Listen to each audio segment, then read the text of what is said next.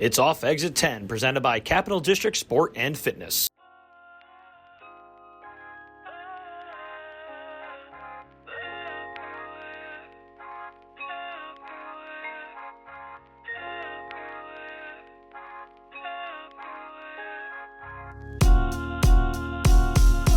Yeah, Alex, just stay as close to that mic as you can. If you're Paul will shift it to you just for audio. Do you want to sit back a little bit? Paul will adjust you. Perfect. Okay. All right, cool. Beautiful. Yeah, Sounds great. So where'd you go to college? Yeah, so I started at University of Buffalo. It was interesting. So my path to medicine was more circuitous, right? Like, so I was flying it and building it at the same time. So when I was at CBA, I excelled in the sciences, specifically biology, chemistry, and there was a lot of attention in pharmacy. So most of my dad's side of the family lives Western New York. So I had a strong family presence in Buffalo. My cousin had married a Bills player, so we had a nice, security blanket there as far as people to look out for, because I'm an only child.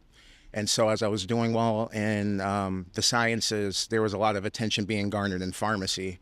And University of Buffalo had a top 10 pharmacy program at that time. So my parents were like, we're all about education, making sure that you go into a field that makes sense and has job security. So when I was applying to college, I applied early decision to University of Buffalo with the plan to go and become a pharmacist. And when I got to University of Buffalo, I did their prerequisite classes and all of that, but I was really able to, at that time, sit alone with my thoughts and, really reflect on, is this really what I even wanted to do? What's really my passion? And a little bit of backstory was, when I had graduated CBA, I had lost 50 pounds intentionally just through diet, exercise. I was making my own homemade meal plans just through stuff I was reading on, like Muscle Fitness, right? Yep. Men's Health. I really had no idea what I was doing. Think about what year did you graduate high school? 07. I mean, so I was 09, Paul was 08, so we're all right there. But think about the landscape that we had when we got into exercise. It was those magazines. Creatine that was steroids. it, man. Yeah, no, those are straight facts. Yeah, exactly. It's like we didn't, even like blogs weren't really a put together thing yet. So you were going to No, literally, like just grassroots, man. So when I'm talking to a lot of my patients and clients, they get it because they either know me, but they've seen the receipts too about my transformation and how I, pros and cons, and I figured out what worked and I lived it. So I can tell you the real on how to circumvent and avoid these pitfalls and how to do it the right way, and I can empathize with you. Yeah, but isn't there too, like, we had this benefit to where you only had these sources of just magazines to be like, it's less like paralysis by analysis as to what you have to do, and it's like, I just have to go do. Yeah, for sure. Absolutely. And you can get inundated and it can become super confusing extremely quickly. And that's what part of my job is helping you circumvent and navigate what's real, what's not, what's rooted in reality and evidence-based, and who's just trying to get a quick check, right? And run with a bag, essentially. So that's how I ultimately got to University of Buffalo. And after my first year, people that know my mom was principal at Albany High at that time, so she's a super stickler about education. If I was going to make a change with anything as far as my major, it had to make sense. So I was lamenting to my college advisor, like, hey, I hate pharmacy, but I can't be wasting my parents' money with this tuition, and I need these prerequisites. Help me have a great summer and come up with a plan for my parents, because they're going to be picking me up in a couple of days. I need to know what's going on. I also shared with her about my passion about nutrition and my own wellness journey. So that's when she honestly started doing Google searches and found that Buffalo State College had a dietetics and nutrition program. And she goes, Alex, your prerequisites from University of Buffalo would be able to transfer. It's under the SUNY system. And it seems like this aligns more with your passion. And the more I read about the program and how you could become a nutrition expert and make this a career with, a great trajectory and also protection economically, I was like, this makes sense. I think my parents are going to advocate for it. And that's really how it happened organically for me, just being open and taking that leap of faith. So I transferred after that semester and I started as a sophomore at Buffalo State. Yeah. Yeah, man, that's awesome because it's like also with nutrition though, it does give you like people are always going to need help with the nutrition and with food, but you do also have to create your own path. It's not like I go into nutrition school and go through the internship process and it's like, well, it's not like an accountant. It's like, here's the job path. You have to find your, you have to find your way. Yeah, for sure. You have to like really find your niche. And for me, my passion was just like athletics, fitness, wellness. You know, it just happened organically. And that's why I think that it's a interesting and motivating story, because when I'm talking to kids and, you know, the capital region or even my alma mater, like CBA, I've lived it and they can see it. Like some of the faculty that saw me as a fat kid, you know, in 6th, 7th grade at CBA, they saw me exchanging my uniforms in once I really hit my stride and started reading about their nutrition and living it, you know? Yeah. But with that being said, graduating in 07, I graduated with like Greg Holly, right? You know, he got drafted by the Yankees before we graduated. Mike Chairs, you know, like I've known him for decades, Joe Volano. So I was immersed in the sports, and those are my friends. And so when we were in undergrad and I started on my dietetics path, they were the ones texting me for meal plans, you know what I mean? So that was kind of like my mini fellowship and internship at that time. And I was just like, you guys are my boys. Of course I'm just going to do it for you. So I would just be, you know, giving them raw PDFs, you know what I mean? And Microsoft Docs of just like micronutrient meal, you know, and meal patterns. And they were striving, and I loved it. So it was super exciting because they trusted me. I was their brother in the trenches. Like Joe, for instance, I've known literally since I was in 6th grade, you know, so that's family. And so for them to see it go full circle and for me to evolve and integrate that within medicine and primary care, it's like hitting that reset button, and now they're my patients, and now we're just expanding and expounding upon that, you know, so we can move as a unit together. It's like really cool. That's really awesome. cool. You know? I love that. It's that's like people that work here. I've known Paul since we were in the 1st grade. Jordy's my brother. Dan, my other business partner, went to college with. So it's fun to move through life, like accomplishing things or setting out goals, like with people that you've been friends with for so long. You were in the trenches with, you know, it's just a different type of win. When we have like a kid come in and whatnot, and I'll always ask them like, do you have friends that work out here or anything like that? I'm always like, hey, keep your friends close, especially your close ones, because you never know like where the world's going to take you. And like Mike was in Boston and I was in New York City, and we always like stayed in contact. And then when I moved back home because of COVID and everything, things led to me coming here, and now we're co-owners together, and it's been pretty freaking awesome. Yeah. So you keep those friends close, like they can help you build something, or you can be part of something that and build with them too, and whatnot. So it's really cool that you got those guys, and they kind of helped you kind of get your wheels turning. For sure, yeah. So I did like organized sports, you know, I did football, basketball, taekwondo. My parents were all about discipline. If you start something, finish it. And I was able to carry that into academics and then my career. So I had a black belt. You know, my cousin is the director for boxing for Albany. So I grew up boxing, and now I'm a ringside physician. So he'll hit me up when they want to do a boxing bout. And that's part of how I volunteer back. So again, everything goes full circle. And like you're saying, one hand washes the other. Like they were literally training me when I was 16, 17. And now I'm one of the physicians supervising their bouts. You know, it's like the irony. You're going to be at Mayweather Tyson? I don't know. Maybe as a spectator, man. Yeah, it's wild. Isn't that I was just happening? hearing about that. That's crazy. Mayweather Tyson, and then Mayweather and Pacquiao's happening too. Yeah. They're doing a Mayweather Pacquiao But they rematch. really fought at some point in time, They did right? really fight at some point, but I guess they're doing a real fight again in September. That's wild. Like not like a Netflixy one, like really gonna fight. Like I think it's supposed to be like legitimate. Like Mayweather's like, I guess he sees people out there and he's like, I can still fight. So Yeah. It's like, You know, I know his training is going to be impeccable, but I just hope, like you mentioned, somebody mentioned accounting. I hope he has a good accountant. You know what I mean? It manages that well. That's my plug.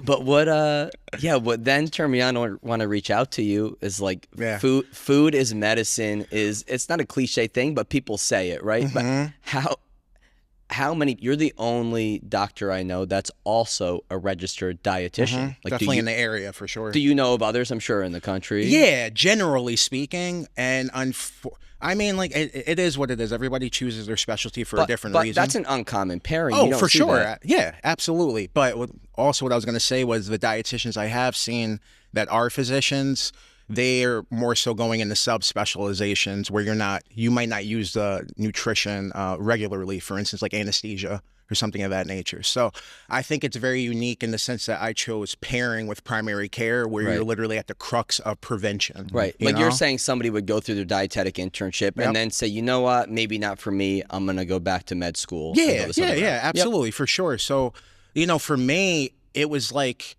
dietetics and nutrition was the conduit to exploring all my fantasies and my imagination, just seeing what else was out there, you know? And so when I was looking even at colleges, my parents were like, yeah, leave Albany and explore, see what else is out there. So when I started doing my rotations in dietetics, they're somewhat analogous to medical school in the sense that you still have to rotate or go to... And you know? have to do... My wife's an RD, so I've seen her go through this. That's awesome. Yeah, then so you have to go through the matching process, yeah, right? exactly, for sure. But, you know, when I was rotating with the dietitians, even though you're on the dietetic side, you're part of a multidisciplinary team.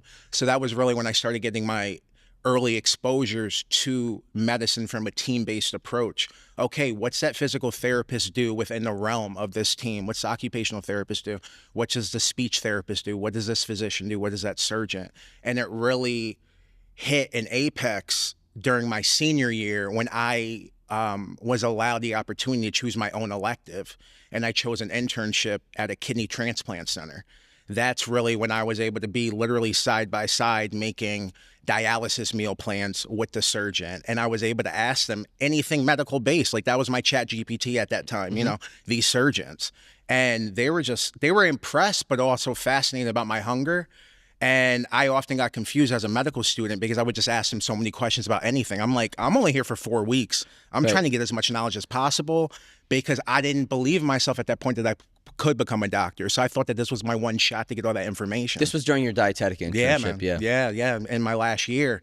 And one of the transplant surgeons was like, you need to go further and I will endorse you and give you a letter of recommendation if you ever want to go back and finish the courses and everything. And that's really how it was, just like walking, stepping by faith, asking the questions, taking risks, and starting to gradually build your own confidence, believe in yourself, and also starting to find your purpose. You know what I mean? Yeah. Like between my first and second year at University of Buffalo and Buffalo State, you're trying to find your identity. You're only 17, 18. You know, there's a lot going on in that whole maturation and trying to figure out your why.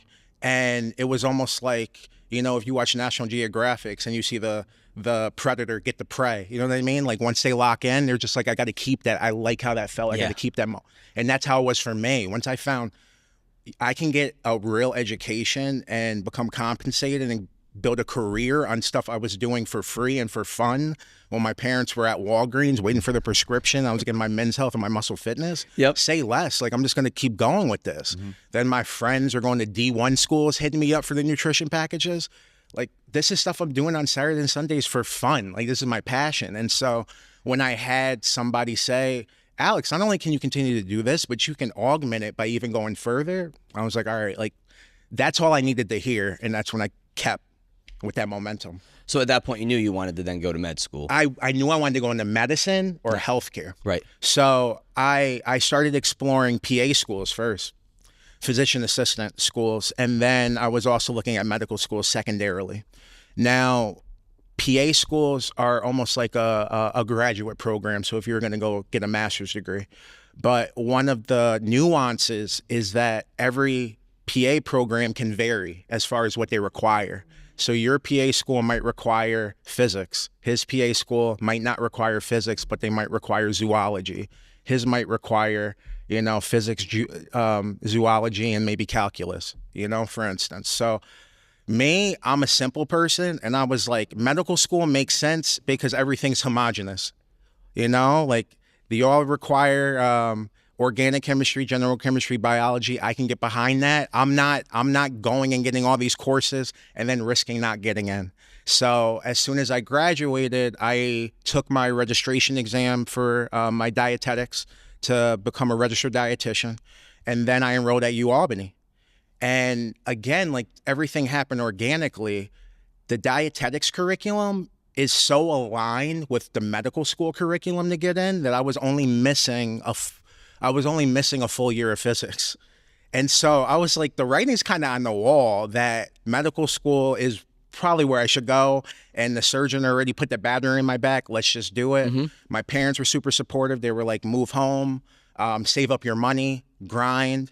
And I enrolled at UAlbany, and then I was working retail and then just stacking up my money and then looking for mentorship. I think that was one of the toughest things, ironically enough, is just finding doctors that could make that time to invest in a young person that was enthusiastic and wanted to make waves and follow in their footsteps and make their own way. Yeah, you're a driven dude, man. I try, man. Like, you only have one life, and what's really interesting, not only about medicine, but also about primary care is, like, my patient panel is almost at 1,900 people, right? So I have such a sample size of talking to people from all different walks of lives with success stories, with failures, with regrets. Yeah. So when people are watching interviews on social media, that's my life. So I can talk to a 98-year-old about, hey, if you were my age, what would you do differently? I tell people in here the hidden, like, benefit about what we do, because we work with kids all the way through. I mean, people in their mid late 70s is just you're learning and you're seeing people with all these life experiences and perspectives. Yeah, and so I'm still getting another education, right? Yeah. Like, that's this is my other graduate program, just like being receptive and trying to be a sponge. Like, there's always stuff I can learn. There's stuff that I can learn from you guys, but you got to be open to it and humbling yourself and realizing that you don't know everything. Yeah. You know, and being open to that and receptive. Yeah. Yeah. And like you said, wanting to find mentors, I think that's awesome. Did you then, once you went to med school, you knew you wanted to pair your knowledge in nutrition, being RD, with medicine? Absolutely. And it was scary. Was it? Did you ever run into doctors, people who just discouraged that or didn't see the path to that? Yeah. And that's what I was going to say. It's kind of scary because, like, I was paving that path that I was going, right? So undergrad for dietetics, 4 years. So as you get to the end of your third, fourth year, that's when you're really trying to brainstorm about what's that career going to look like as a dietitian. And so in the 11th hour for me, I'm like breaking the escape glass. Like, actually, I think I want to go another route, right? So I'm talking to my advisor at the time, super supportive, and she's still one of my close friends and colleagues. But she's like, if this is what you want to do, you might be one of the first people in our program to go and do this, and here's some of the people on the Buff State campus that you should probably talk to and get locked in with before you graduate, so they can help you if you really want to foresee this through as far as being a physician and combining the two. So it was just me figuring out for myself and grinding and hustling and making these connections. And it was important that I had already organically built community partnerships and relationships, even starting in high school, because that's how I was able to keep that trajectory and be known as being authentic in the community now. So I was still volunteering, doing work with Fourth Family, speaking and teaching nutrition at YMCAs in the area. I was doing that at UB, at Buffalo State, you know? So when I graduated, I already was familiar with the community, and they knew that I was certified because I was out there with them. Fourth Family is, we'll talk about it more later on, but just explain that for listeners. Absolutely. So Fourth Family is a nonprofit, grassroots. They've been around over 10 years now, founded by Joaquin Hoke and one of my best friends, John Scott. I've known John since I was in 6th grade. 6 years old. I'm sorry. He went to Albany Academy, inducted into the Hall of Fame for basketball there. But he put me on early, you know. His mom was my mother's secretary at Giffen Elementary School before she went to Albany High. So that relationship just continued to blossom organically. When he started the nonprofit, it was because one of his players that he was basketball coaching died, was a victim of gun violence at a house party. And out of that, you know, he wanted to create a nonprofit to protect kids from the violence of the streets and give them a safe haven to initially play basketball. And then it evolved into let's pair the sciences with the sports to expose kids, specifically in the inner city, about careers in STEM and then in medicine when I came on, you know, around athletics and make it fun for them, you know, and make it really cool. Yeah. Yeah, that's awesome, man. I guess let's talk now just like how you are actually applying this in your practice. Yeah, in for terms sure. of nutrition, because you have to go through probably whatever the generic intakes when you get in the new patient. But how do you start to kind of wedge in? Yeah. Hey, and do people know what they're getting into when they first sign on with you as their primary Sure. doc? So now, yes, because I'm garnering a name and getting momentum. Initially, no. It was just like, I want something different and I've heard good things, or I'm just curious about what this is about and let's try it out. So again, like when you were getting back to just implementing my plan of integrating dietetics and medicine, I was creating that plan throughout applying to medical schools and then getting into medical schools. And so that's why it's really been affirming to have this full circle ending where now I'm able to execute literally my dream and what I envision doing for my community to enhance healthcare for us and hopefully then duplicate it across the country. Like that's my goal, to change everything, for the better. So from the standpoint of including more nutritional talk absolutely, into people's yeah, lives. nutritional literacy, health literacy, understanding your body, knowing what carbohydrates, like we need to be starting that before adolescence. You know what I mean? Second, third grade. Do you feel like schools don't do a great job now? For with sure. that? Yeah. But the thing is, I lived it. Like I said, that's why I introduced my mom early as an administrator. I grew up seeing her lament about the school lunches and the snacks that kids were bringing. The hot fries and the lollipops and the vending machines. My mom was one of the earliest administrators protesting against the vending machines when they had like the Fruitopia. Remember those sugary beverages? Oh, we had some bomb vending machines. Oh back in yeah, the they were day. fire, like from the taste standpoint. But they had no nutritional value. You know what I mean? So having that strong community imagery and exposure early, I wanted to be able to recapture that regardless of what specialty I went into. Like, what would you want if we're talking elementary ed? What is like foundations of a good, mixing that into the classroom, starting to teach kids? This is a perfect question because my parents taught me, be the change you want to see and don't complain about things. So I built a curriculum when I was already in medical school, and then we copyrighted it. And now it is sponsored by CDPHP, and we implement it within school. So I'm going to answer your question directly. So I created a 10-lesson curriculum called the AIM program to teach kids how to target their goals or aim towards their goals inside and outside the classroom. And I am providing young adults with the fundamental skills to not only navigate life, but also cope healthfully, so they can hopefully not have to, immediately or initially go down the path of antidepressants or anxiolytics or illicit drug use, So it starts with teaching kids how to breathe properly, breathing relaxation, mindfulness, muscle relaxation techniques. And then I have another curriculum where we break down nutritional literacy, like how to read the food label, to your point. Yep. What is a calorie? What is a carbohydrate? What are different terms that might be used in replace of that? Like some people don't understand when you see sugar or honey, that is still a carb that needs to be accounted for.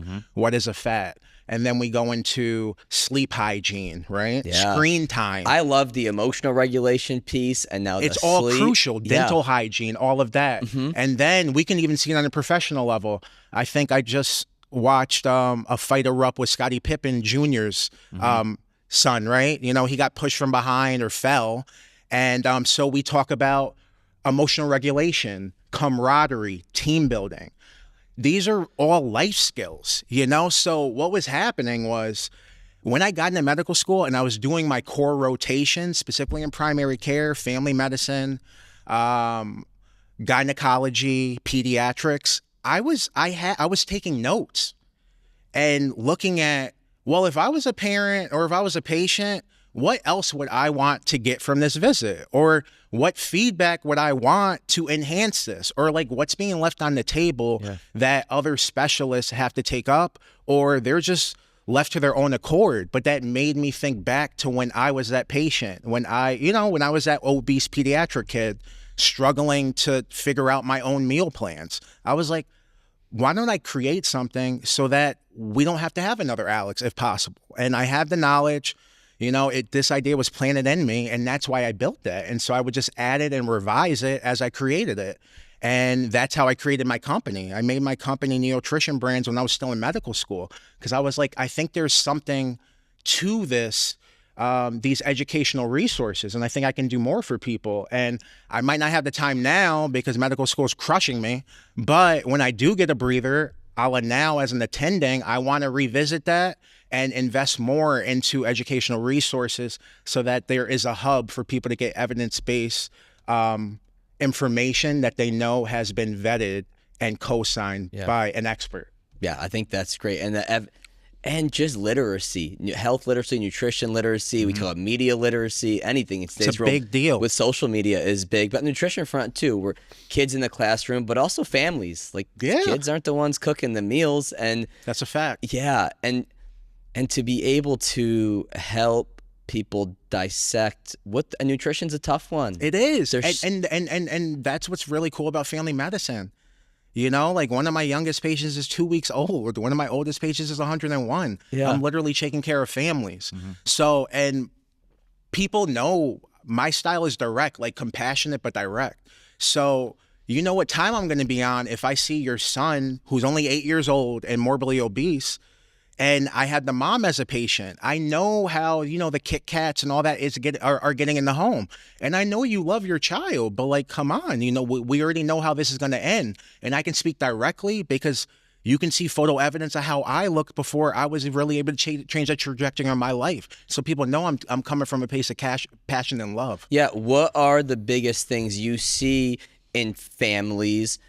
Is it just too much consumption? Is it too many processed foods? What are you seeing the most? I would say more overconsumption of processed foods, but the root is a lot of the time constraints. You know what I mean? People are busy working full time, extracurricular activities. So it's like grab and go, and that convenience factor, which I get. And so I really try to offer solutions we can bring up problems. Okay, the roof is leaking, but who's going to fix the roof, right? So, all right, we had the time constraints, but my patient style, going to back to your point when you were saying, do patients or clients that work with me know what they're getting into? Sometimes yes, but a lot of the time, most of the time, they're pleasantly surprised, because if you're telling me that, doc, I really want to get on track, but I don't know how to cook, or I need good recipes. I've created a library on my computer of meal plans that I've made or vetted and screened,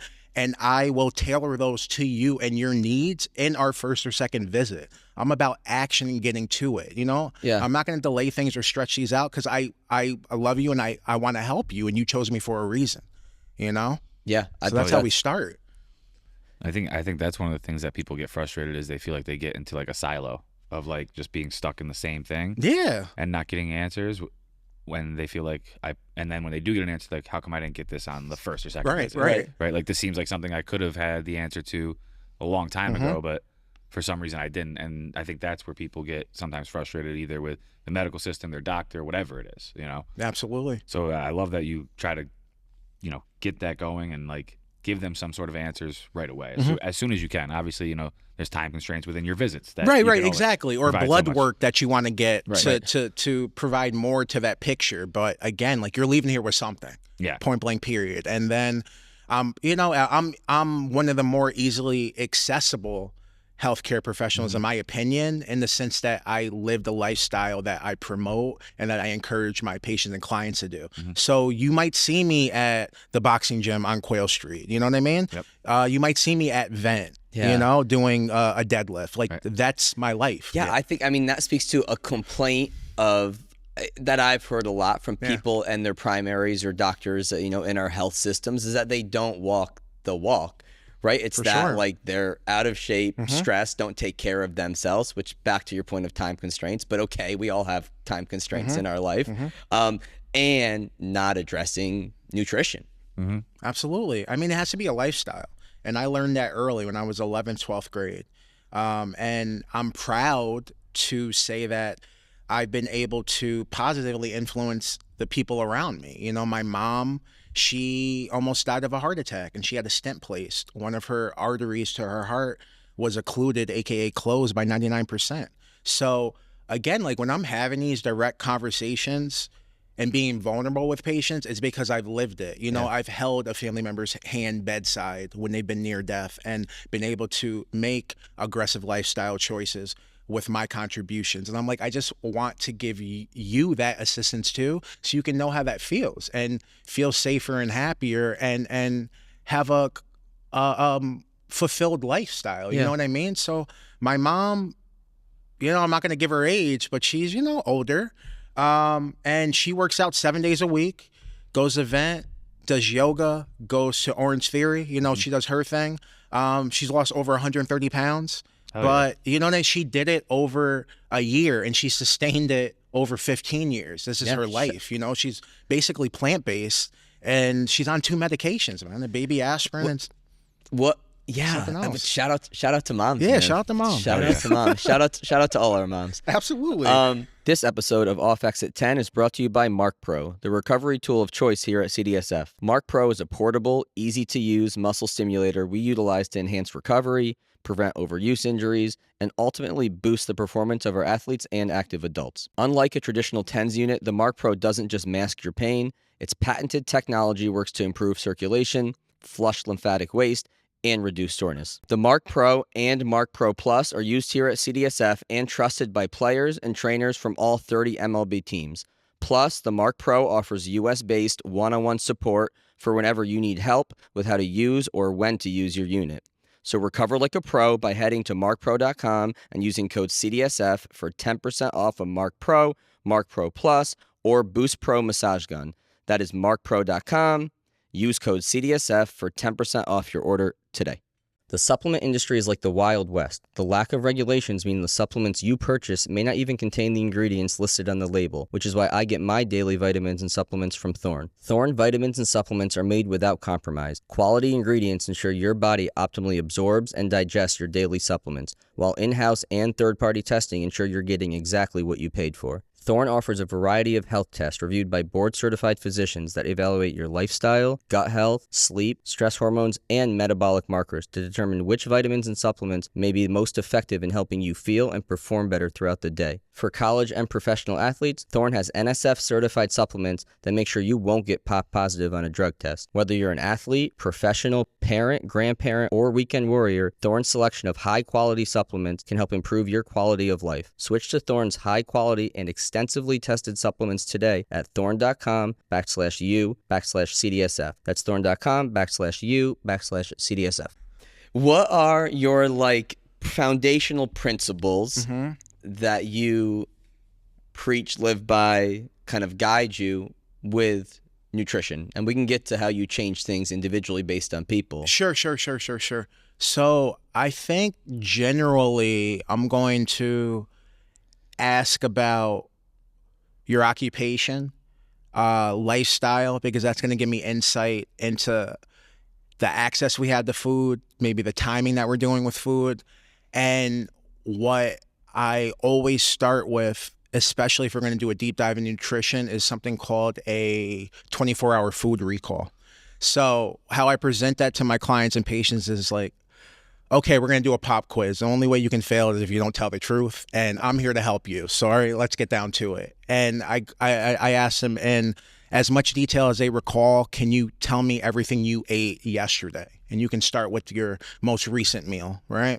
So that gives me insight into timing, so I can see if they're a night grazer, especially if they're talking about weight management, right? Or GI issues, bloating, heartburn, things of that nature. Dude, night grazing is something I have been so conscious on. I was just going to say. Because I turn that TV on and it's like, let's graze. And you're getting a lot of insight without really grilling them about it. You know what I mean? So that's the way I style it. Is it true though, if you're eating closer to bed, especially if carbohydrates are involved, it can hinder growth hormone, IGF-1 during sleep, or no?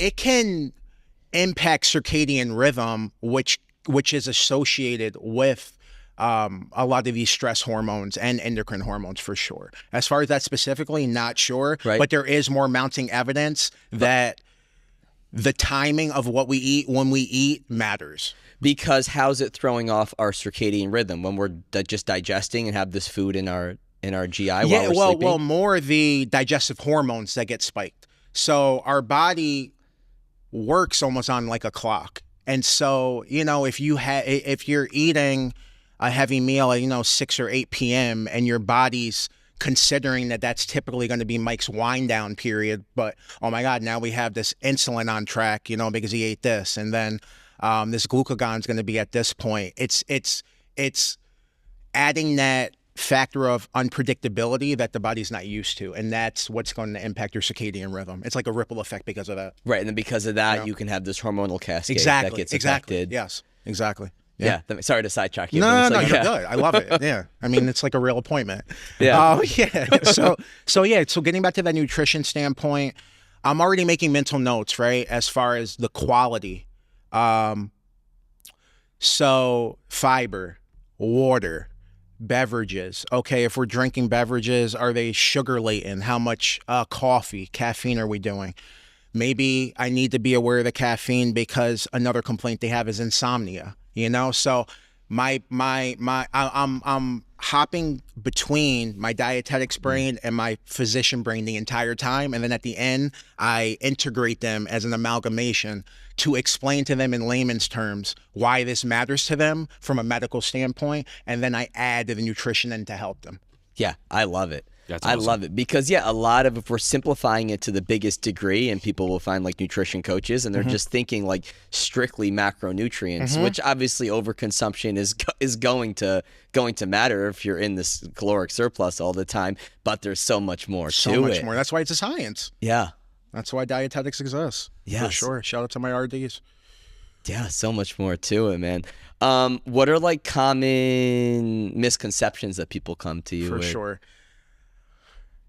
Any macronutrient can make you fat, just like targeting that as the enemy. So, people saying like, oh, fat's going to make me fat. Yeah, fat's going to make me fat, or carbs are going to make me fat. I remember when Atkins was super popular, a lot of my friends would be texting, calling me, I had a fruit salad. Was that bad? I'm like, come on, dude. Like, you had fruit? That's ridiculous, That's Mother Nature's multivitamin, It's all about understanding and rewiring relationship with food. So getting back to that, I unfortunately think a decent amount of people have a pathologic relationship with food. They look at it as the enemy. That's a great point. You're dealing with so much psychology and emotion. Exactly. And trauma. Meanwhile, it's my best friend. Yeah, absolutely. And again, I feel I'm able to make deep connections that resonate with my clients and patients because I lived it. I was there. When I was 50 pounds overweight, I remember skipping breakfast, skipping lunch, because I thought that was a healthy thing to do. And I just wanted to lose the weight and not realizing you're shifting to catabolism, not to mention you're still growing as a teenager. So you need those nutrients, over exercising, maybe under eating. So I did it so that you don't have to indirectly. And so I'm telling you what those pitfalls are. And I seldomly even use the term diet in my conversation. I use meal pattern, or I say lifestyle changes intentionally because I want to rewire your brain to understand we need adequate balanced nutrition to be able to survive and thrive, right? We're not robots. So it's not about carbs are bad. It's about what types of carbohydrates, what is the quality of them, and are we getting enough for you, right? A suit that fits me is not going to fit you, is not going to fit you. It needs to be tailored. Right. Speaking of we all suits, need nutrients. I still remember the suit at Sean's wedding. Oh, I work in a gym. I wear this all day. Was it fresh? My suits rarely come out. No, I was bulked up a bit from the last time I wore it. We were talking about nutrition and stuff, and I was like, yeah. I remember him putting it, and he goes, I can't button the jacket. Don't sneeze. Yeah, man.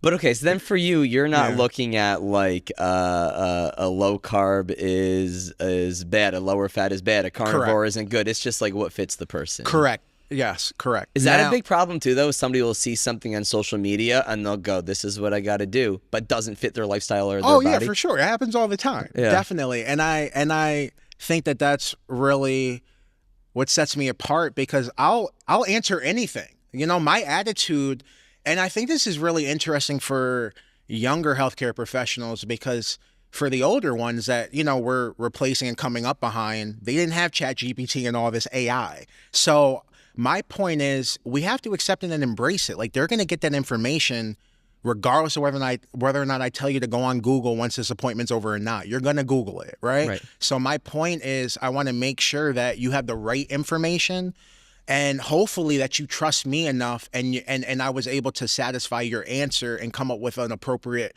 plan that supports you, that you don't even need to go that route. But yeah, all the time. I mean, I had somebody asking about, like a botanical supplement maybe that's more powerful than the GLP-1 injectable, but there was like no evidence based in it. So I always thank them for bringing it to me and trusting me, and then I explain why I would not do that. You know what I mean? Like, we're in a respectful manner. Yeah.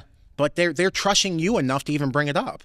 Yeah, and that comes back. I appreciate it. That comes back to the literacy in school and being able to just decipher, like, okay, like, what is the source of this information? What is the study associated with it? Who funded the study associated with it? Are they cherry picking that part? Yeah, exactly. Yeah, for sure. I mean, if one of the, dairy companies is involved in that, it might, come up a soft flag, a yellow flag, like, hey, maybe I should look into another one that's comparable to that, or, do more research into that, or what's the sample size? Yep. For sure. Yep. Yeah, and then the new food pyramid change. Yeah. Do people talk to you about that or no? Not so much in appointments yet. Definitely on social media. Okay. I did do a contribution to Helio, which is one of the science-based authorities online. I think most of the discussion is about the protein intake recommendations. With the new pyramid. Yeah, with the new pyramid. So traditionally, the recommended dietary allowance was like 0.8 grams to about 1.2 grams, around that per kilogram body weight. And now it's increased to almost 1.6. 1.2 to 1.6. Which is high. Yeah. I mean, it's on the higher end. Now, tailoring it, right? If you're somewhat active, I think it's reasonable. But, what I said when I was interviewed was there's certain special population groups that I would encourage to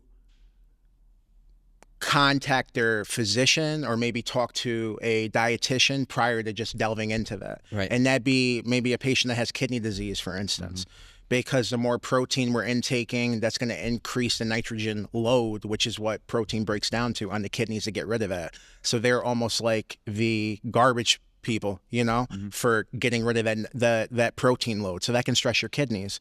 I also thought about my patients that might have heart disease or high cholesterol, for instance, because any food product that's lived, breathed, swam, clucked is going to produce cholesterol.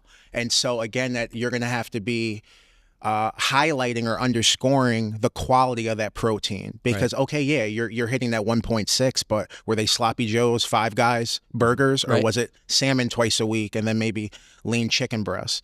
And then last but not least, but another population group I mentioned was gout. So when you have patients that have gout, that can lower the threshold for you to get crystals in your joints, and that's essentially how gout can cause painful arthritis. But eating more protein, especially sudden increases in your protein, can increase the risk of gout flares. Right. And so, it's not just like, oh, this is the recommendation, I need to follow this to a T. You should definitely talk it out and do your research prior. Yeah. What creates these generalized recommendations for the population, though, to say, hey, like, I think of the food pyramid when we grew up, right? It's like where you had grains on the bottom. It's like grains, right? For sure. Fruits and vegetables. Cereals, grains at the bottom. And then fruits and vegetables or protein. Yeah, protein, dairy, like someone in the middle, and then the fats and oils were at the tip. Yeah, yes, at the tip. Yeah. Which that was because why? People had linked increased fat to heart disease. Is that correct? Yes. But they were looping all fat is bad too back then too. Explain that for people. Yeah, then. Yes. Of course, for sure. So there's different types of fat. You know, there's saturated fats, unsaturated fats, and saturated fats, just to make it simple, are usually the fats that we're associating with your red meats, things of that nature, like bacon, sausage, which raise risk of high blood pressure, heart disease, stroke. And then unsaturated fats are more so the fats that we think of that are liquidy or more heart healthy or to promote heart health. So those would be olive oils, avocado oils, omega-3s that you might see in sardines, fish. So when I did a nutrition counseling session for my uncle, and so he's a big bacon guy, and so I gave him the example, like, Unc, when you fry bacon, right, and then you let it sit, that little glossy, transparent, opaque fat, that's essentially what a clogged artery is. That's continuing to build in your arteries like snow on the sidewalk. You know, I'm a visual person, and that's how I try to educate patients. It's different. You know, when I did gross anatomy in medical school, I would cut the cadaver open and you could see the visceral fat. You know, you could see the fat in the arteries. So, I mean, you want to talk about something resonating. So I try to create that visual for my patients. And so on the contrary, when we have unsaturated fats, those are going to be more like the liquids, right? Like when you have olive oil, if you go out to dinner and you want to dip the bread in the olive oil, that's liquidy. So think about when you're ingesting an oil and vinegar type salad dressing, for instance, that oil is going to be liquefied and flowing smoothly through the bloodstream, just like your blood is. So it's not going to cause the same type of traffic jam as that bacon and sausage one. Right. So we're saying just back then they didn't know to separate those two. They exactly. said it was just all one. All fat was bad. Yeah. Instead of separating our saturated and unsaturated, and that's what leads to those recommendations. Yeah, trans fats too. Yeah, right. Another bad one. Right. Which is in a lot of processed things, correct? Yes, exactly. Like breakfast sandwiches, things like that. Stabilized, like baked goods, maybe like your Swiss rolls, things like that. Yeah, like the zebra cakes. Yeah. Why do people get mad at like seed oils? We're talking about oils. Oh, yeah. So some of the seed oils can cause inflammation. So more like your soybean, your safflower. But I think it's more so that that the seed oils are conflated with the unsaturated vegetable oils, because soybean, sunflower, these seed oils are still plants, but they're not the best type of plant oil you should be getting. So it's almost like they get looped in. Yeah. Right. And the negative part of those are what? Just they're increasing inflammation in our system? Inflammation, exactly. So so almost like saturated fat adjacent from that standpoint. Right. You know, it can cause generalized damage to tissue, especially on the cellular level. And nobody wants the inflammation. Yeah, for sure. Yeah. If you're cooking with oils, what are you preferring? Oh yeah. So I mean, my wife would call me out because I try not to burn the kitchen down, so I stick to breakfast. You know, I'm more in the dishes duty. Oh, shout out! Oh yeah, you're on cleanup duty. Yeah, for sure. But I'll tell you. But when I do, I'm usually going towards the canola, the olive. Canola, olive. That's pretty much it. Avocado, we do. Coconut, we don't do that much. Coconut's an interesting one because coconut has saturated fat in it, even though it is a plant.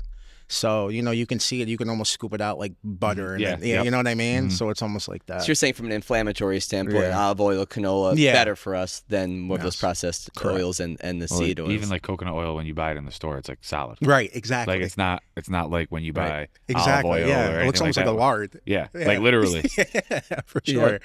Yeah.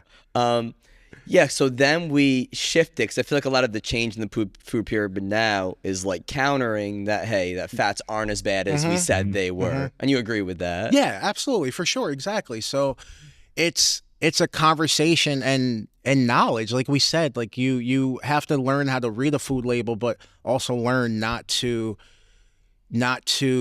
target a certain food or nutrient as good or bad, and understand why, you know, you should be eating that. So it's more, again, it's about the education. Yeah.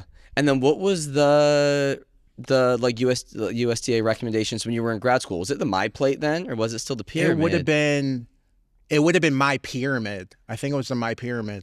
What was the My Pyramid? Yeah, so the My Pyramid was a colorful pyramid, obviously shaped like a pyramid, and it had little slices with the same I never old remember school this. food pyramid color.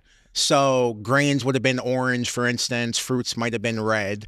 But, you know, what was innovative and groundbreaking for that time was... Don't remember that. Is there a character on the side, like, going upstairs? Yeah, that one on the Right. left is. Yep, So there's one. so that Yep. was their way of introducing activity intentionally and being like, hey, you guys need to exercise and move. Right. Type deal. Now, reception wasn't that good, clearly. You know what I So mean? it You're must like- have changed to the plate quickly then- after that. Oh, yeah, for sure. Yeah. It's also So, interesting, like the play yeah. on words. Like you talk about like the exercise. Like one of the Sure. things they say is steps to a healthier you.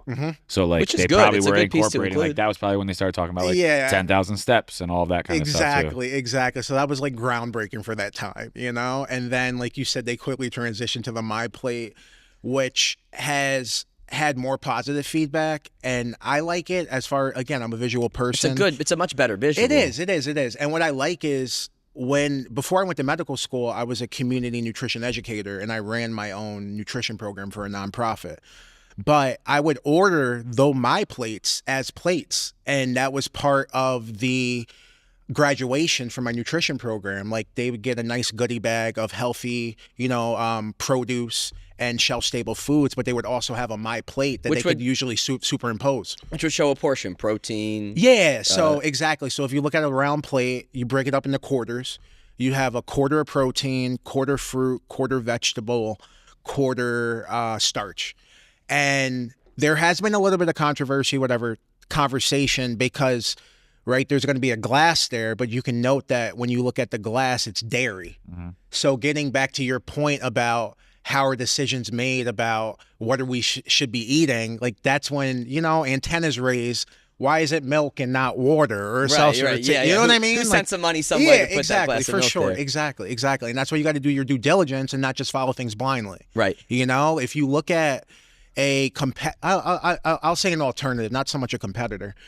Harvard has their healthy eating plate, which is essentially the My Plate, but instead of milk, they're promoting water. And they're giving you more insight into the quality of the grains, quality of the proteins that we want on that plate. So it's like the My Plate Plus version, Right. 2.0. Yeah, it's a good one because it's visual. It gives people an idea of like portion sizes For sure. and splitting that up. Yeah, and it keeps you honest. Like once you see it, you can't say you don't know it. You know what I mean? Like whether or not you follow it is something different. Yeah. Right. But- Well, and I use it in here with kids all the time, Yeah. or even adults and whatnot. It's like, hey, and I don't say my plate, but I'm like, this is what I say. This is what your plate should look like. yeah. And they're like, really? I was like, yeah. I'm like, I'm not saying that mine always looks like that, That's what we should strive for. but that's what we should be striving for. Yeah. And that's especially for me, if I were to try to get my breakfast plate to look like that, would be so hard. But I've been getting better. The vegetables is the hardest part with me breakfast, but like I have fruit every day with my breakfast. I have my protein. I have some, and then I might have something like some sort of dairy-esque thing with it. Right, or I might not, right. you know? And that's usually like a protein shake. Exactly. And that's the thing. Like a win is still a win. And that's why I try to teach my patients and clients. Like I don't ever want you just chasing a number. If they come to me and they're like, Doc, I want to lose 45 pounds because my daughter's getting married. That's all well and true. But how do we get to this point? I need to understand things so that we can change your quality of life generally, Right. help to integrate lifestyle changes that are going to be permanent and sustainable, Right. and help to expand your health span, not just your lifespan, right? Yeah. You could live to 100 but be bedbound. But I want you to have a nice health span where you're able to chase your kids, your grandkids, and be able to have full range of motion while you're doing that. Right. Yeah, and I think the first pyramid was probably in the early 90s. So we start giving these recommendations. Why do you feel like since now we have recommendations for the population, and obviously they're guidelines, and people aren't going to follow the guidelines. They're there. Yeah. But why do you feel like as a country we have trended to become more unhealthy, more overweight, more metabolic diseases? Yeah, I think it goes back to industrialization, corporate,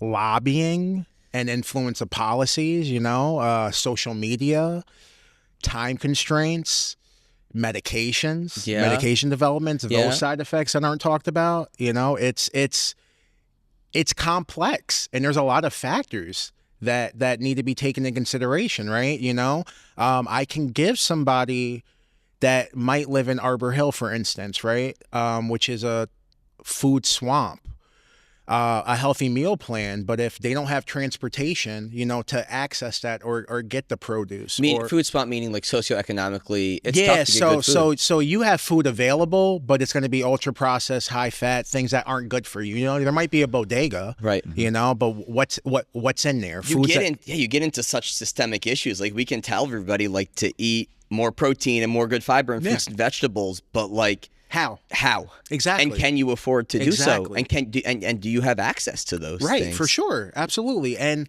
like I said, you know, it's really inspiring and encouraging to be back into my community where I'm familiar with the resources that are available. I'm also aware of the impediments that are there, Right. You know, so that these types of stories and patients and clients, they resonate and they stay with me because it's not just transactional. Yeah. I think that if I did not have the experience I did and I wasn't a native of the community, it'd be easy to be like, well, they're just non-compliant. You know what I mean? Or Right. they're just not motivated to change yet. But no, there's just so many other resources, factors rather, and social determinants of health that we need to consider. Transportation, gun violence. You know, if we want to have them go out and do burpees, but there was a drive-by last week, how's that going to happen? Yeah, You know, and these are real things that need to be taken into consideration.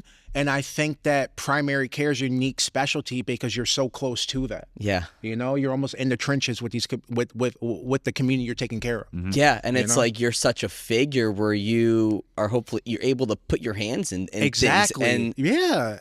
And that's why, I mean, I love Fourth Family's mission. John's my brother. But it's also a vehicle for me to do more work outside of my 9 to 5 or however, you know, Right. long I work, you know, within the office. You know, Yeah. the work doesn't end. It just looks different. you said before, corporate influence, lobbying, industrialization. Yeah, what do you mean by those things pushing us to be more unhealthy? Sure. So, I mean, like when you think about healthcare and big pharma and things of that nature, you know, it's important to also scale back and think about some of those relationships and maybe some of the overlap between those relationships. Like, who owns these things? You know, like when legislation is being passed, who's in these rooms having these types of conversations? You know, I just read an article, for instance, about the requirements or expectations from food manufacturers as far as additives are being a little lessened and less strict, right? So you might be able to get away with a food coloring additive if it doesn't have petroleum in it, for instance. But why are we using any of these at all? Right. You know what I mean? So who's lobbying and who's having these conversations and who's really representing the people that matter and this impacts? Right. You know, like those types of things. Do you feel like things are moving in a good direction or a bad direction right now with some of these things? I think it's hard to tell, but I like that people are becoming more unplugged, Yeah. empowering themselves Like- and asking more questions Like, about their health. I remember probably 15 years ago watching Food Inc. I forget who Yeah, did that. for I don't know sure. if, I don't know if Yeah. that's a Michael Pollan, Yeah. maybe not Pollan. Or but- Super Size Me, like Right, you know, Super Size but Me. it's like, Rest in now I peace. feel like that is a lot more commonplace for people to understand, just like industrial farming and For sure. and the effects of that. Yeah, I mean, like it's really cool to be having conversations with maybe a patient that lives in Dwaynesburg or maybe in a rural area where they have access to their own butcher or they're growing their own, you know, fruits and vegetables. You know, like Right. my wife and I were blessed. We got a house in Gilderland, Altamont border, and it came with a pear tree, tomatoes, and an that's sick. apple tree. So I'm like, this is amazing. You know, they hit the ground running, but not everybody's privileged to have that. You know, but Correct. I think that that's ultimately one of the only ways to be certain of what you're putting in your mouth. I agree, and we get back Farm to what to you table. said. Yeah, in terms of society and socioeconomically, Yeah. it's like we know we look at this new food pyramid and we need higher quality protein, more protein, fibers, good fruits and vegetables. That's an expensive way to eat. It's a fact. So it's like, how do we create ways? Here's the $1 billion question to trickle down these good food sources to people. It's expensive. I need money being thrown in other places. Absolutely. Yeah. I mean, and there are social programs that exist. There's probably subsidies out there, but again, there's going to have to be a lot of push and petitioning from healthcare professionals, social activists, economic activists, and more people need to have a seat at the table that this impacts directly to be able to make the change. You know, when we have more red tape and more distance, you know, you can see that with these insurance companies and them dictating costs of drugs and medical supplies and things of that nature. It's really no difference between that and food, you know, like when healthy foods cost more per calorie, you know, how do we get that and how do we sustain that? And we talk that can relate to school lunches. Yeah, absolutely. Yeah. It's really pervasive, you know, at every level, but food environment mirrors the economic environment, right? And then there's this interplay where you have the health policies that are in the middle. So, you know, you have people that live in food deserts and food swamps and they don't have transportation and they have low health literacy and they have exorbitant, you know, medical, you know, costs, or they have no health insurance. It's just like a slippery slope and just this like hamster wheel of things. Right. You know, it's unfortunate. Yeah, and then with fourth family, you try to chip away at some of these No, things. absolutely. I mean, like, we're fighting the good fight and really just aligning ourselves with like-minded individuals. We're all allies together, you know? Like, we consider you an ally, giving us a platform to be able to promote what we're doing and figure out how we can build together. And what I really like is that John has placed every doctor that works within the program, and even those that aren't, you know, doctors, PhDs, or physicians, in a position to win, you know, and carry things out in the way that they see fit and to be creative. So the plan was always for me to be a director of medical education. You know, it just took 11 years to do that because that's what it is with the training. So this has been a long time coming, and I've kept my pulse on what's going on with the community and being able to come back and volunteer and talk to the community when I could. But as soon as 2023 of June hit and I got my diploma at Cleveland Clinic, John was like, say less, is go time. You know what I mean? Like, this is what it is. And he appointed me as director of medical education, had me at All-Star Game. I was speaking at WNBA events about nutrition. Like, this is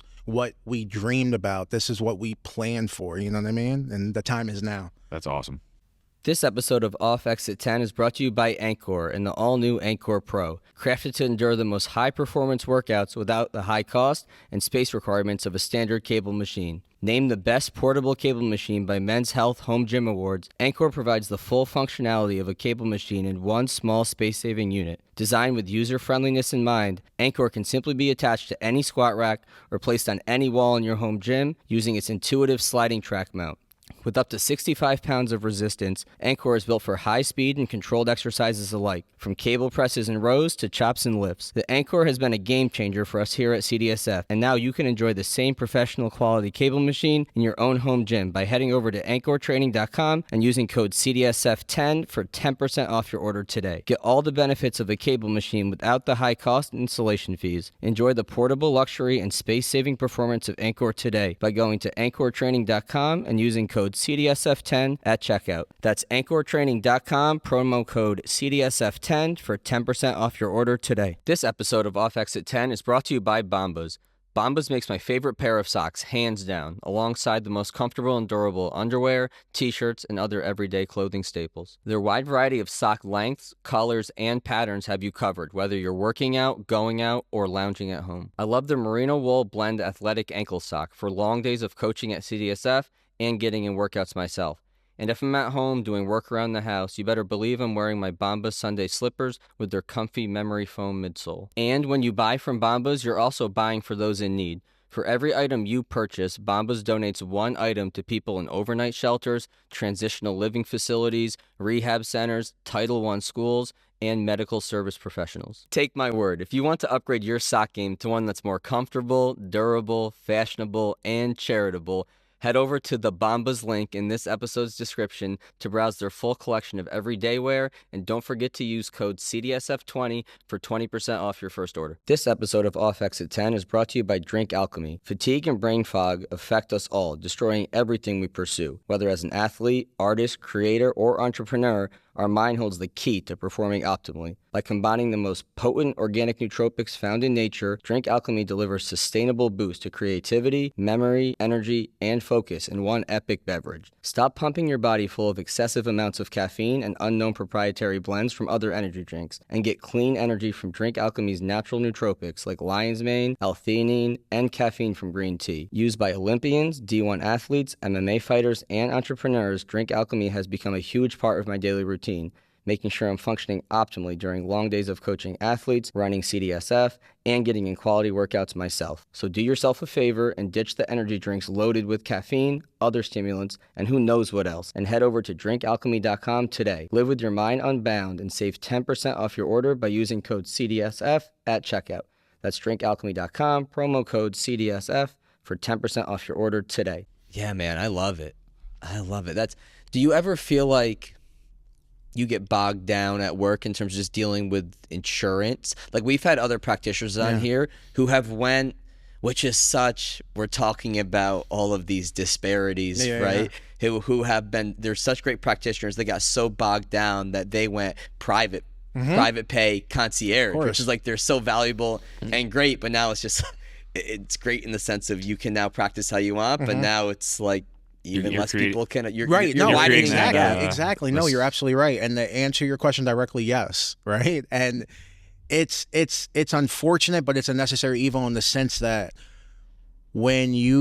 before you decide what doctor you want to be, you got to match into your program, and then you have to do your training. So that's residency, and then maybe a fellowship.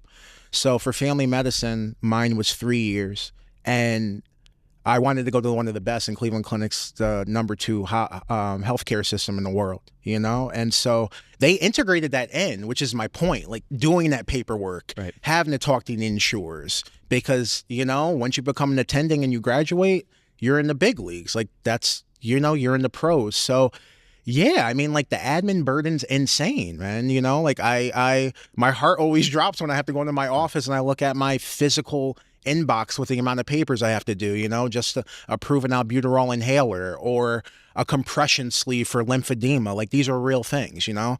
I have a patient with metastatic breast cancer that wants a compression sleeve to help with circulation, and you're fighting with the insurers because they don't want to pay for it. Or you telling me, you know, this medication works for you, and then the insurance, you know, at the first of the year changes their formulary, which is the catalog of medications. They're saying, yeah, we know this works for you, but we're not paying for that. You know what I mean? Like it's really frustrating. It can be defeating if you let it. But what I've learned is, you know, to stay prayed up, keep myself around like-minded people that build me up and help to alleviate that burden, delegate duties when possible. You know what I mean? And also invest yourself in other things that keep you fulfilled. Yeah. You know, and that's what I do, like doing this and doing my volunteer work. Those types of things make me happy. I work with a great aesthetic medicine and wellness company called Vigor, you know, so that's another exciting venture because I'm leading their nutrition and wellness program. So these are fun. If you're an entrepreneurial person like you need to give yourself all these multiple things because like even here, like we run the gym, right? And then we do pitching in the back, and then I have business admin work, and then we do this podcast. But I need all of those outlets. With just one, I'm gonna get, even if it's successful and doing well, my brain's gonna get bored. Yeah, for sure. Build something else and do something else novel. Absolutely, definitely. And it's about stretching your brain. You know what I mean? And you don't know what is going to pop and who you might impact. Yeah. And I think that's really the fun of life. You know what I mean? Just like trying things, you know, make it make sense and don't take ridiculous risks. But again, no risk, no reward. And it's about these relationships. Like, we met because of this, you know? So I think it's super important. That was another reason why Cleveland Clinic stood out for me too, was during my interview, they were talking about entrepreneurship. They were talking about private practice. They were talking about concierge medicine. And the fact that they weren't threatened by that, I'm like, oh, like, you just want me to know this exists and how to learn those skill sets that can carry you through life if you want to do that. That I respect and I can appreciate. Yep.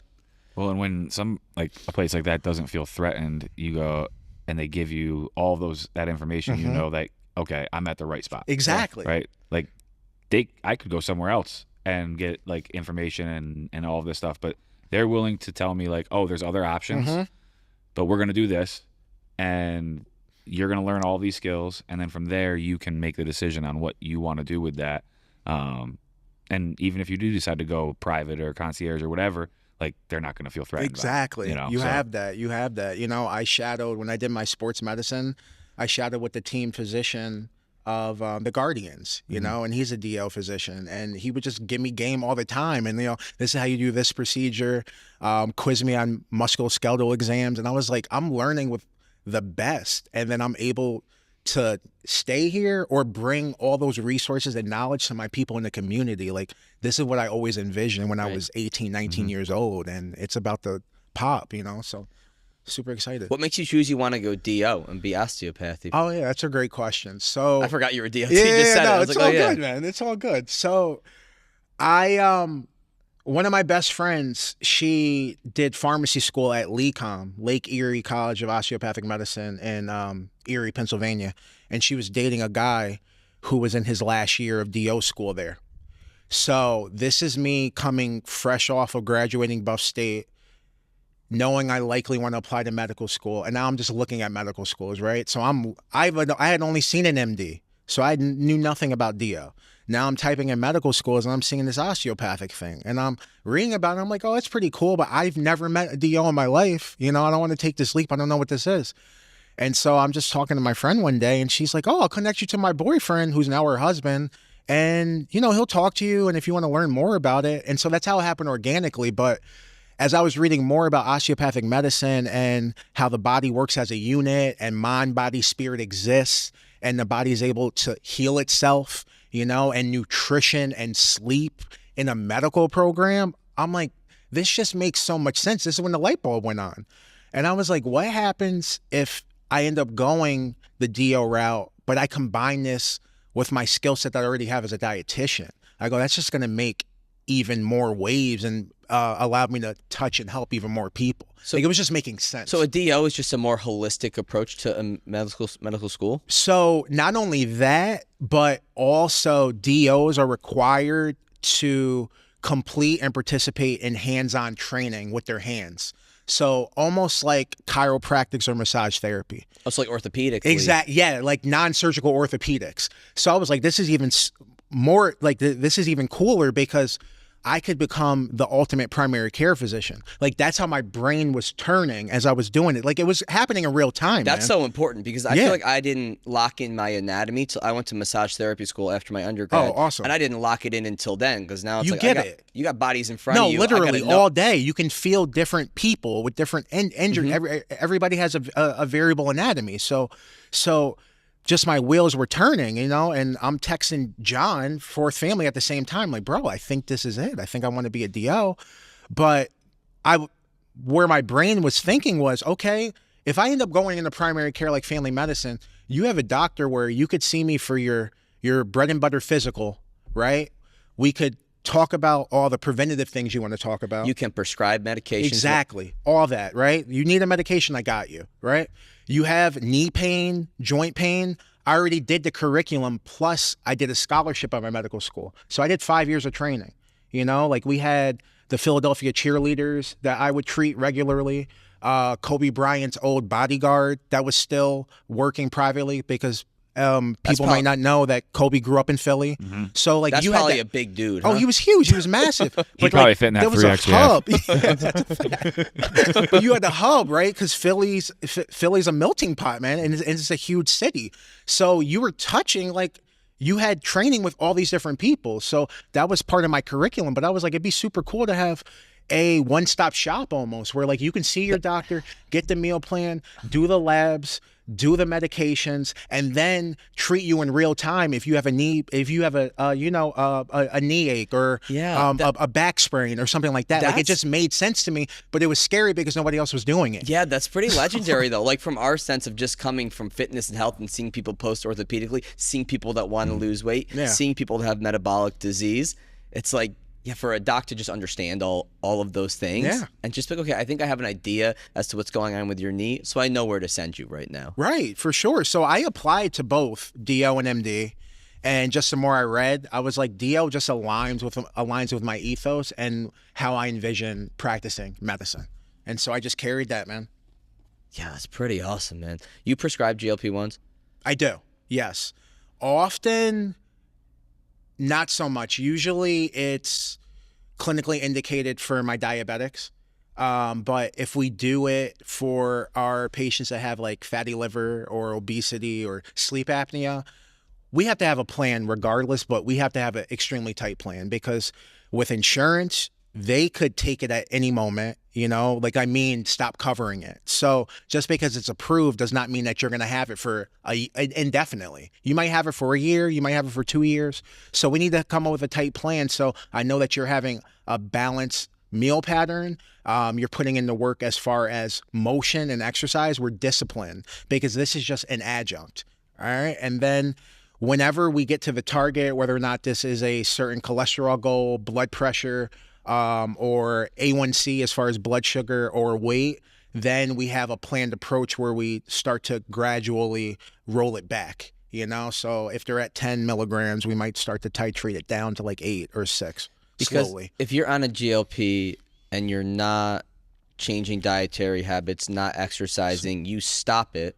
It's a moot point, you know? It really is, It's something you would then have to be on forever if you want to maintain the weight loss, if you're not doing other things. If you're not doing anything, yeah, but also we have that conversation of what is your body doing, right? Because I might have a patient or client that complains that it's not working, right? But it's not necessarily it's not working. Our bodies weren't equipped to just lose massive amount of weight. So it's finding its new homeostasis or equilibrium, right? It's like recalibrating that balance. That's ultimately what's happening. But just like I had patients that did bariatric surgery and then ate through the sleeve or their band, it's the same thing. You can out-eat the injectable, and that's what they understand. That's what they need to understand. You can't just watch Netflix and do the shot in the thigh. But the hope is too, though, it may suppress some food cravings, food appetite, noise, food all noise. that. Yeah, for sure. Definitely. So it is a nice jump start if all the ducks are already in a row. Right. So I'd like to have evidence that you might have invested in that Silver Sneakers program and you're going, and I see you on that Saturday in that hot yoga class. You know what I mean? Or you're invested in working with that dietitian, or I saw that you got that subscription at Weight Watchers or Noom. That gives me that reassurance that you're taking this seriously. And I schedule my clients and patients for close follow-ups to keep them accountable. So yeah, we're starting this medication, but I'm going to see you in 6 weeks. And we're going to make sure we're taking these measurements and these vitals. And oh yeah, and we're social media friends. I'm going to be watching and making sure that that plate looks good when you're out on Saturday night for your Valentine's Day. You know what I mean? Right. Like, I'm going to be on it for sure because I care about you, and that's what you wanted, and that's why you sought me out. Right. So you may prescribe if you see it as, hey, this could give you a little jump start to get going on other things. I'll make sure you're going to get going on other things. It has to make sense. We have to have more of a discussion. Absolutely. Or if there are actual disease and metabolic things going on. For sure. Definitely. And there are some situations where I'm even more reluctant to do it, So there's GI or gastrointestinal side effects commonly. So like acid reflux, bloating. It's been associated with gallbladder attacks, constipation, things of that nature. So if you have somebody that already has those on board, I'd want to ensure that they're drinking the adequate amount of fluids, to stay hydrated and regular. And taking the adequate amount of fiber. Like, why am I going to teach them and hope that they do it, and they already have this injectable on board for a week? You know what I mean? Like, I want to set them up for success. Yep. Yeah, we've seen people in here too, a few who where it's slowed their digestion so much. Yep. Is that just you're being prescribed too big of a dosage, or? No, that's a great question. So there is in theory, right, that like dose dependence in the sense that if you have the slow gastric emptying at the lowest dose, it's probably going to get worse as you go higher. Right. But also just some I'm reading more articles that there's even people labeled as like super losers, right? Or like super responders, meaning like your body just might be more susceptible to a lower dose. So you might express a more enhanced effect than somebody else. I have some people that swear that they're injecting a placebo until they hit double digits, with the medication. So just like meal plans need to be tailored, these injectables should be tailored. They're not for everybody. Not everybody's going to be able to stay on it. Not everybody's going to be able to tolerate it. I have one individual that was on Broadway, professional dancer. Now she's gone through postmenopause, still kept the same level of activity, but we have altered sex hormones on board that are, complicating that healthy weight management. So we microdosed her. Like instead of doing 0.25, I halved that.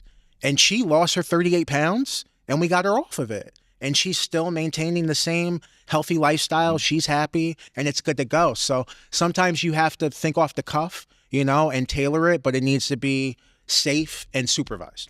So it's a med that's here to stay, you feel like? Yes. I think so. Yeah, it just needs to be tailored. Yeah, and it's going to evolve. I mean, I predict we're going to see more attention and enthusiasm regarding functional medicine, these peptides. One of my colleagues' patients reached out to me, because he wants to put on some lean body mass. He's 55. And so we were talking about the BP7 157, the TB BBC 157. 500, you know what I mean? Like, so that's why I'm reading up on these. And that's something I would even consider too. But I was predicting that with lifestyle medicine before I became a dietitian physician. So I really think functional medicine is going to be the wave too. Do you see good evidence for those, for the peptides, the BPC Some of 157? the peptides, yes, but I think that we need to have more human trials, and there just needs to be more data available. I've talked to docs, and like some are, they're like yes, but skeptical. Yeah, I agree for sure. Yeah, I'm not like promoting them, right, but I'm just like, hey, this is what's out there. Read up on it. That. My patients know my style. If I learn something or I read something, I'm going to share that knowledge with them.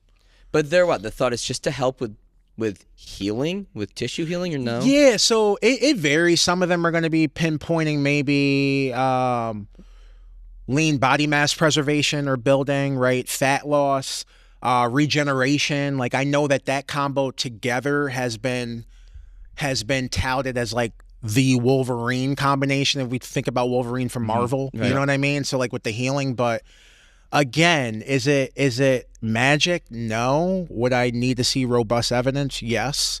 Do I think it is worth taking seriously? Absolutely. Yeah.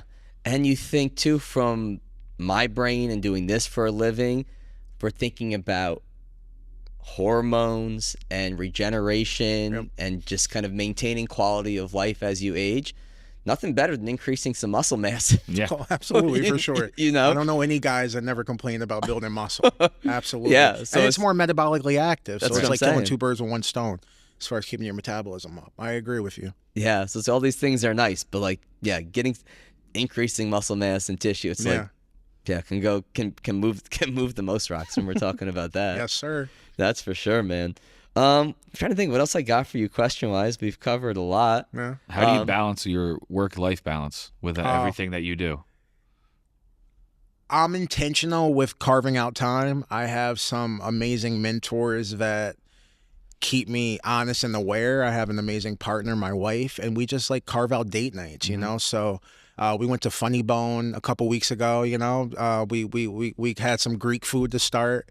And then we went to Crossgates and went to Funny Bone. Who was there? Anybody good? Oh, man.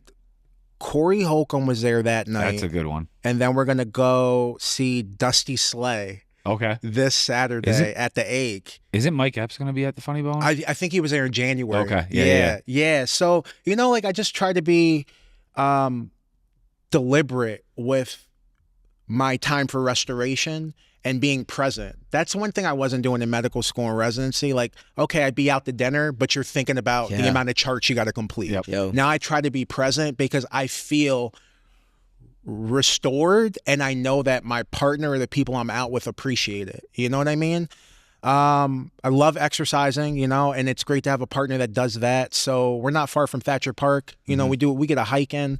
I'm not that far from Pine Bush. I do that. Yeah. Work out at the local gym, box a little bit, and then just like giving back, building curricula, you know, with the AIM program and stuff for Fourth Family, and just working with like-minded businesses in the area. And it's really cool that I'm just tapping into the capital region. Like this is one of my first times up here. So I'm really hoping that, you know, we can make this a routine thing and whatever. Think about how we can chop it up. I love it. Yeah, being present, man. Going back to like your curriculum for kids, like breathing, muscle relaxation. Yeah. Even they don't know these are tools for being present. They're powerful. They're powerful. For instance, you know, I had a meeting with Albany Med because they were considering integrating some of the modules within their summer boot camp that they have to expose kids to careers in healthcare. But one of the physicians was like, wow, I could really envision the visual imagery for rotations, like when you're doing surgeries and things of that nature.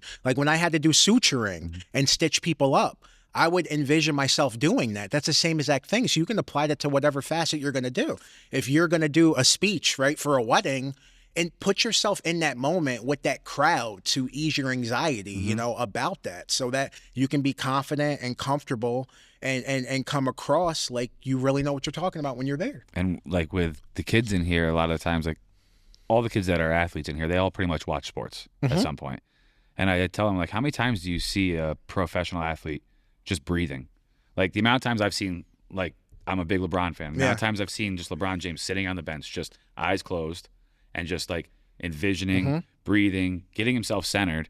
And like, if you go back and listen to like the Boston Celtics when in that game 7, and they talk about like, we're all exhausted and we look over and he's just zoned in, like not tired at all. Looks like he hasn't played a minute, but he's played the whole game. Right. And it's like, that's the visualization that all of these athletes do. So like when you're a kid, when you have kids, or if you work with kids, like getting them to recognize that when they see it on TV, like, oh, that guy's just doing some breathing work right now. Yeah. And like that can help me. Right. So. Exactly. It's just so much power in that. And it's just like, we got to get back to basics. Being a family doctor, I had to be trained to deliver babies. So I delivered about 38 babies just to graduate from my program. And it was 8 weeks of that. And it was one of my toughest, most grueling rotations. Like I had to be there by 4 a.m. to get all the paperwork, check on the laboring, you know, patients. And then you're dealing with a minimum of 2 lives all day. And I would envision, okay, how am I going to deliver the baby? How am I going to suture? And then it just became muscle memory by that second month. And it was just wash, rinse, and repeat. You know what I mean? And like I say, like those skills were arguably as important as the medical, you know, training I got, for sure. Definitely. Do you talk to families about kids and social media ever? All the time. Okay. All the time. Yeah. And sometimes they make it easy for me, right? Because they'll have the tablet right there. So like I can just call it out in real time. But instead of being like paternalistic and going with a lecture approach, I try to give evidence-based. And that's why I'm a huge reader. Like I try to just say like, hey, this is why I'm telling you this. This is the newest. So there was an article that came out about increased screen time and how it can literally be toxic to the nerve tissue. So it can start to cause like deteriorative effects. And so I was saying, you know, more research needs to be done, but in what sense, nerve tissue? Yeah. So like the actual nerve component, like the myelin, like the coating and the lining, like literally the material that it's made up of. Yep. But that makes me think about, okay, if you have Johnny, you know, watching the Miss Rachel for like 2 hours, and then the dopamine you're going to get from that, and then the myelin is going to get thick. You're just creating stronger pathways. No, literally, exactly. And then this is really the brilliance of preventative medicine, like primary care, because we can nip this in the butt with this conversation, but I'm telling you the why. Right. I understand that you want to get through, you know, your Zoom call, and that might be why you gave the tablet, but you need to understand that that's a slippery slope, and we need to reel it in and have some types of constraints on that. Limit it to an hour, limit it to 2. Yeah, but be aware. Yeah, you're creating. Listen, we give our daughter a tablet, and you can see how you're creating a reward system that is not the healthiest, and it's artificial. Yeah, right. Absolutely. Yeah, that's a real one. Energy drinks and kids. We see, dude. I mean, that's the hard one. We see this a lot in here, and like, if I was being paternalistic, I would ban them in here, but you can't because then I'm a dick and like kids would, you know what I mean? Right, for sure. And then it's just gonna be contraband, you know what I mean? Right. Yeah, what's in your water bottle over there? For sure. We have a little tester. I mean, most dietitians, me included, are not going to be promoting energy drinks. I know they exist, right? Did I have them back in the day? Of course. You know what I mean? Like, with my friends that were student athletes, we would hit up the vitamin shop in the GNC literally as we got out of CBA right on Wolf Road. Like, that's what we were doing. Yep. So have I tried almost every over-the-counter supplement? Probably. You know what I mean? But I prefer that individuals get their nutrition from whole foods, and then if they need that caffeine boost, try to get it from clean sources. So, like a matcha, a tea of their preference, coffee, you know what I mean? Like maybe something like that, and not to exceed like 200 milligrams, 400 milligrams. Yeah, but at a young age, a developing body, the effects on the heart can't be great, right? No. We have this elevated heart rate doing things where we shouldn't have an elevated heart rate, or not a heart rate that's elevated as high. Like some kid foam rolling shouldn't have a heart rate at 140 because they just chugged a bang. No, you for know? sure. Absolutely. Yeah, that overstimulation is not good. And then putting on my, physician hat, we also think about what if that kid is on other medications that are stimulants, like an Adderall or a guanfacine or something like that. Or the kid's already anxious to begin with. There you go. And now you're throwing in caffeine, and it's like, yeah, like, what are we doing here? And I remember even like one of our adults in here, she was talking about how she was getting like Dunkin' coffee like regularly, and she's somebody that definitely does not need caffeine, and her daughter works out here too, and said the same thing. She's like, luckily I kicked it in like 2 weeks, and her daughter's like, yeah, you already talk fast, and then I couldn't understand anything you were saying because I felt like you were talking at hyperspeed, and like she's already just like she's already somebody that has a lot of energy. Yeah, like, I don't even know why I did it. I just was like, why not?